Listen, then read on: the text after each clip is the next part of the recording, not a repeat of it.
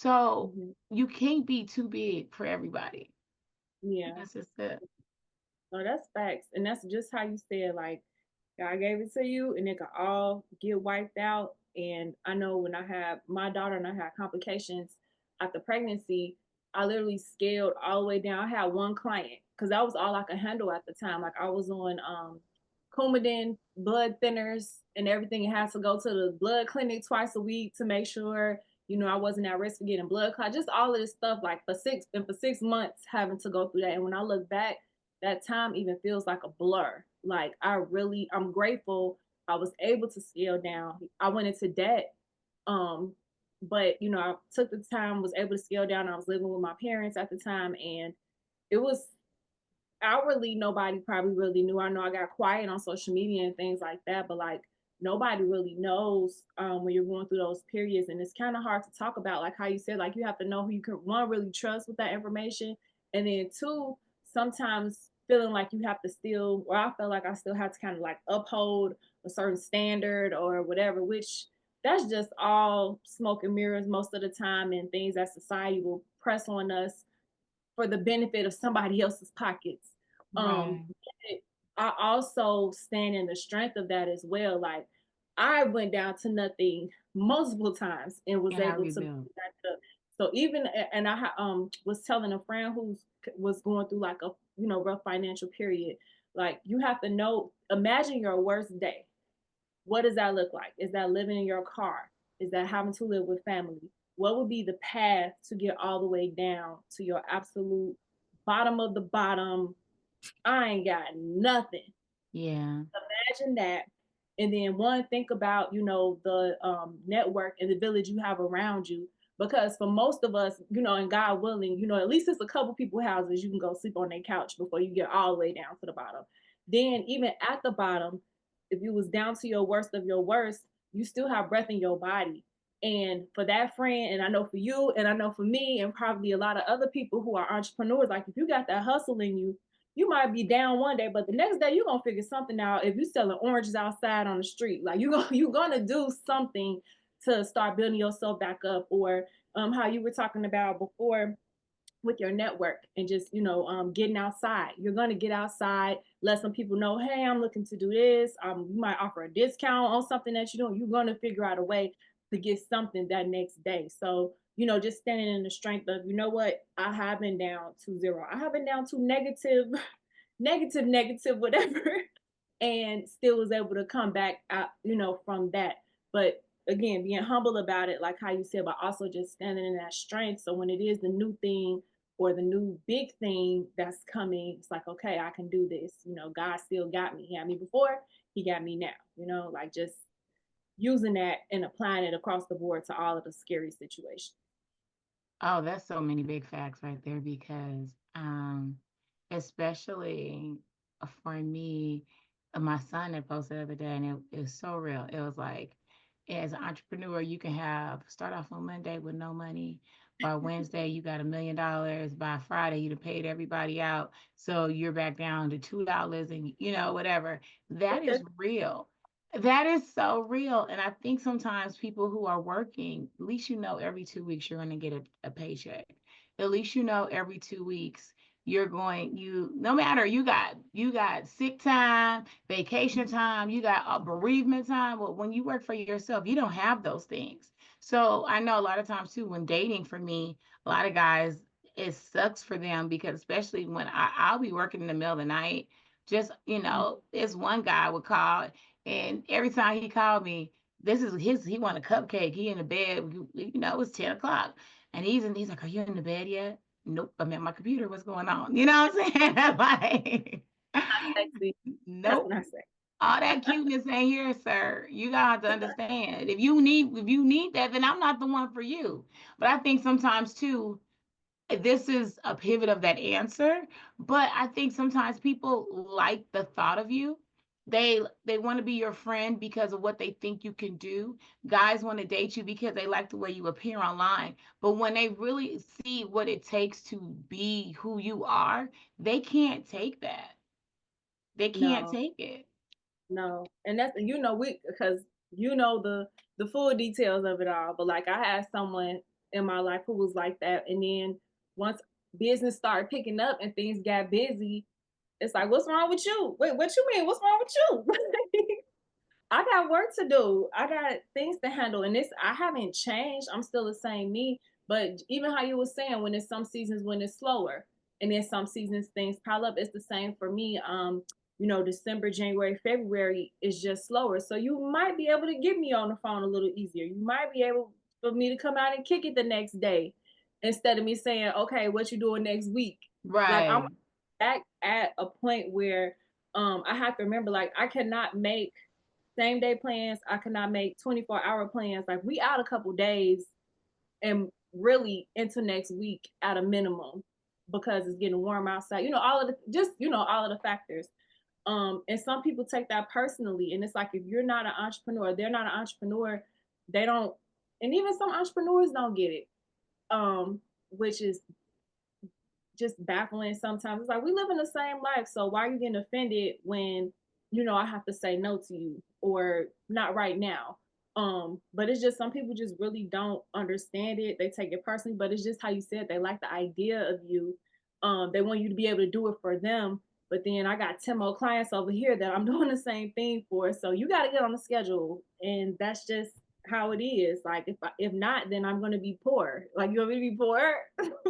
That's what I'm Yeah. thinking sometimes. Like, I don't know. I would just wish some people could really like. I know they're not gonna understand it, but at least respect it and respect the fact that you don't understand it, and just leave it at that, and just don't take it personal. You looking at me, however, but just accept the fact that you just don't understand it. That is a word. That's a t-shirt because I tell people all the time the best when I especially if I meet a person when I'm Mm-hmm. down, my downtime. I remember you came in town. It was all y'all came at the same time. It was a bunch of y'all in town. And Yeah. I don't even know why everybody was here. What was it? We even had nothing going on, huh? Y'all just came. I don't No, remember. your fundraiser weekend No, it was it? wasn't. Was it? It was in like no, it was right before I was going to film in Canada, so it was October. I I think was y'all there. just can't. Yeah, Oh, I was there. yeah. Maybe it was like a 3-day weekend or something. I don't know. You were in town. Kalonda was in town. Just everybody was in town, and it was that is so rare for me. Like my friends come and support me, and they come to my stuff, but it's like she said, it's usually like my fundraiser or something. So this was just a rare. We had nothing going on. We are in the streets. We are trying to find things to go on, and I was just being the tour guide friend. So yeah, I had on boots. I wasn't even. I had on flat boots.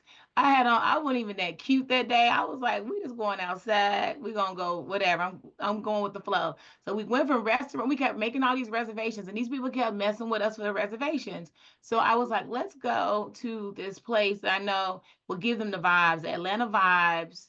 I was like, they can, yeah, Whiskey Mistress. That's a shameless plug. They'll give you the Atlanta vibes. They not gonna be money to get in. It's not gonna be too crazy. We'll probably get a table whatever, right? And we did, and it was late food serving because a lot of times in Atlanta, restaurants shut down their kitchen at a certain time. So it was Yeah. late.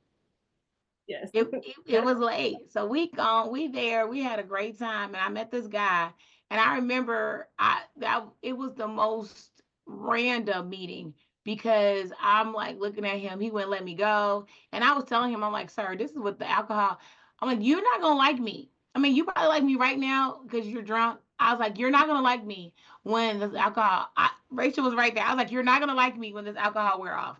And I'm telling my business. I'm like, listen, this is my downtime. Like, you're not gonna like me. I'm gonna be busy. He was not mm, taking no for an answer. And I remember telling him that. And as we dated and we continued to date, once my busy schedule started, he really he worked, he has his own business, so he's an entrepreneur as well, but he has like that set hour business. I don't. right. So for me, I'm traveling on the weekends. I'm doing these things. That's usually daytime. That's Mm-hmm. usually stuff like that. So it kind of got hard. But I remember I gave him the whole thing in the club. I was like, listen, you're not going to like me. You don't Right. want my number because I'm free right now. this is a illusion. This is not real. I'm not really out like this. I Like, don't girl, be y'all, I was in there telling all my business. Like, let me go, sir. I'm abort, abort. right for real. And that's what. So I have to remind myself sometimes because my daughter is 6 right now, and we go to sleep at 8:30 most of the time. And sometimes I make it back up at a couple hours later. Sometimes I don't. Sometimes I'm able to get up. I'll just get up early. Sometimes if it's really been a taxing week, I'm gonna sleep from 8:30 to 7. Like, wake up and be like, okay, I'm gonna get up, do some work. I'm not. I ain't got it. And that too, I have to remind myself as a factor, like just being an entrepreneur, like I love, love, love being a mom. And that's one of the reasons why I became an entrepreneur, even long before when I knew I was gonna be a mom and all of that. Like, I just knew I wanted to have that availability for whatever family was gonna look like for me in the future. I wanted to be able to be available, and I'm able to do that. But what does that mean in regards to an adult social life and being an entrepreneur as well? It's like, okay, we got the entrepreneur factor and the mom factor. And then a friend was just telling me the other day, like, you need some adult time. Like, when the last time you just kicked it with some adults? And I'm like, that was not business related or not like a networking. I don't know. Like, I really could Mhm. not remember. And then when I remember, it was like some months ago. So that too, just also even with friends, dating is one thing, but even with friends, them understanding like I just live a different. It's a different life, and I'm super grateful for the people who do understand and may even check. Hey, girl, you okay over there? You already know what's up, but I'm good. Thank you so much. Like I'm them little checks really do mean a lot Yeah. and go a long way. So check on your entrepreneur friends, check on your mom friends, check on just a little message. It goes such a long way sometimes.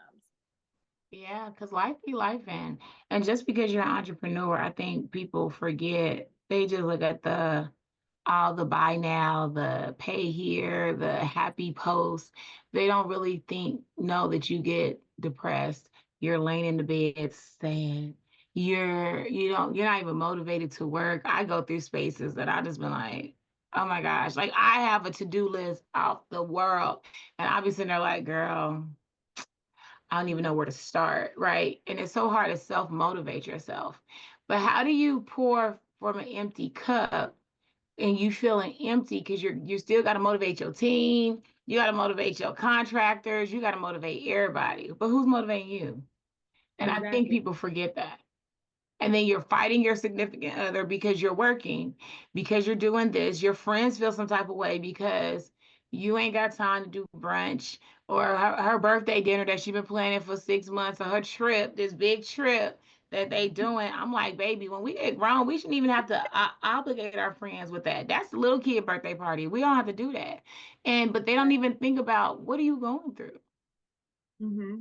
No, that's so true. Like we have to allow, and not even allow, like just understand we are humans right now.